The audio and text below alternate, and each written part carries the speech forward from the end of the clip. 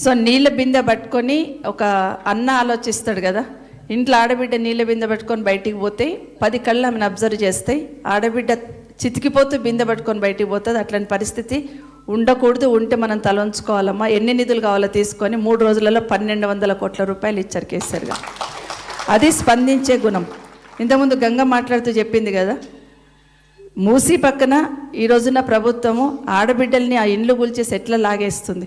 మొన్నైతే ఖమ్మంలో ఒక అమ్మ, ఒక చెల్లి ఏడుస్తూ ఒక్కసారి ఇల్లు చూసుకొచ్చుకుంటా అని ఏడ్చింది కదా, ఎంత బాధ అనిపించింది. ఇల్లు కూల్చేస్తుంటే చివరిగా ఒక్కసారి లోపలికి పోయిన ఇల్లుని కల్లారా చూసుకొచ్చుకుంటా అన్నది. అట్లాంటి సందర్భం ఈ రాష్ట్రంలో చూస్తున్నాం. ఈ 2 సంవత్సరాలలో ఎంతమంది ఆడబిడ్డలు ఏడుస్తున్నారో, ఇల్లు గులగొట్టేసి రోడ్డు మీద పడేస్తుంటే కేసీఆర్ గారు ఎప్పుడు వస్తారా అని ఎదురు చూస్తున్న ఆడబిడ్డలు ఎంతోమంది ఉన్నారు. వారందరి కోసం అన్న ఈ రాష్ట్రానికి, ఆడబిడ్డలకే కాదు ఈ రాష్ట్రానికి శ్రీరామరక్షగా కేసీఆర్ గారి పాలన ఉంటుంది. మరి తిరిగి రావాలని కోరుకుందాం, మనస్ఫూర్తిగా ఆశ్రయిద్దాం. చాలా కార్యక్రమాలు చేశారు కేసీఆర్ గారు, అవన్నీ చెప్పుకుంటూ పోతే చాలా టైం పడుతుంది.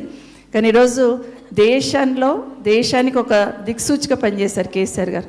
మహిళల కోసం చెప్పడం కాదు, ఇప్పుడున్న ప్రభుత్వం చెప్తుంది కోటీశ్వరులను చేస్తా 1 కోటి మందిని. సత్యవతి గారు చెప్పారు, 1 కోటీశ్వరాలను చూపించమనండి.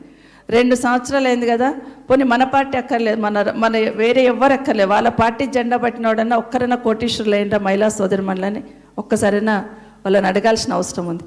ఒక్కటి చెప్తారు ఫ్రీ బస్ అని, కానీ దాంట్లో కూడా ఎంత మోసం చేశారని మన అందాలు తెలియదా. మహిళలకు ఫ్రీ బస్సు, వాళ్ళ భర్తలకి డబుల్ రేట్.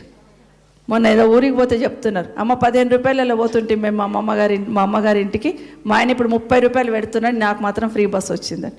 అంటే 15 రూపాయలది డబల్ వసూలు చేసిండ్రు. అది కూడా గమనిస్తున్నారు ప్రజలు.